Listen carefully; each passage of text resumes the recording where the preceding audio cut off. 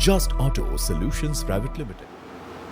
ये डीकम्प्रेसर है और डीकम्प्रेसर जैसे कि देख पा रहे हैं इसका लगाने का तरीका क्या होता है। ये है डीकम्प्रेसर पिन और ये कैम शाफ्ट इस पॉकेट पर लगा हुआ है पूरा स्प्रिंग से डीकम्प्रेसर है ना। अब ये फिटिंग कैसे किया जाता है, कहाँ किया जाता है, इसमें फिटिंग किया जाता है कैम शाफ्ट में।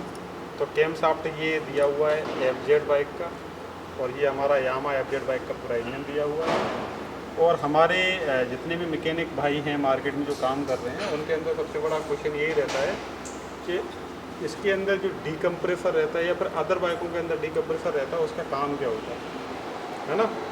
तो डीकम्प्रेसर जो पिन लगा रहेगा उसका काम रहता है वो एग्जॉस्ट वाल पर ही कनेक्शन उसका रहेगा। सभी व्हीकल में ब्रांड कोई भी हो, मॉडल कोई भी हो, एग्जॉस्ट वाल पर ही उसका रिलेशन रहेगा।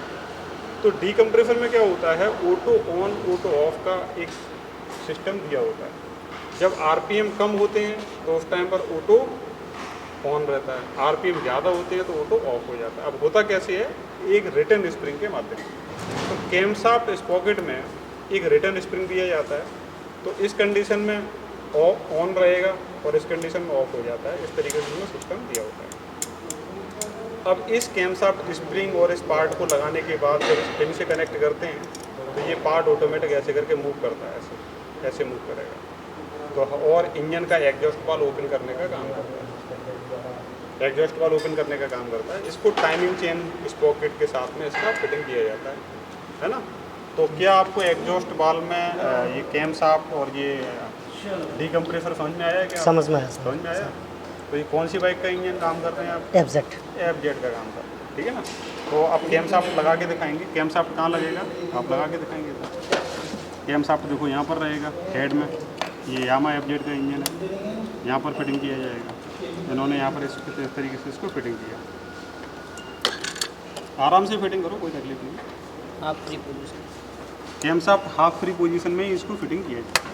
देखो इन्होंने फिटिंग कर दिया पूरा कंप्लीट। और ये कैम शाफ्ट क्या हो रहा है, हाफ फ्री पोजीशन में ये मूव कर रहा है, लेफ्ट राइट हल्का सा हाफ मूवमेंट कर रहा है, ठीक है ना। अब ये पिन जो लगाया जाएगा, पिन को यहाँ पर कनेक्ट किया जाता है इसमें। अब इस पिन का कनेक्शन जो रहेगा वो एग्जॉस्ट वाले यानी कि साइलेंसर वाले वाल की तरफ इसका कनेक्शन रहेगा, उस लूप की तरफ इसका कनेक्शन रहेगा। अब ये क्या काम करेंगे, टाइमिंग चेन फिटिंग करने के बाद इसका स्पॉकेट को कनेक्शन करेंगे, ठीक है ना। तो इस प्रकार से और भी अधिक जानकारी लेने के लिए हमारे ट्रेनिंग को ज्वाइन कर सकते हैं। Thank you.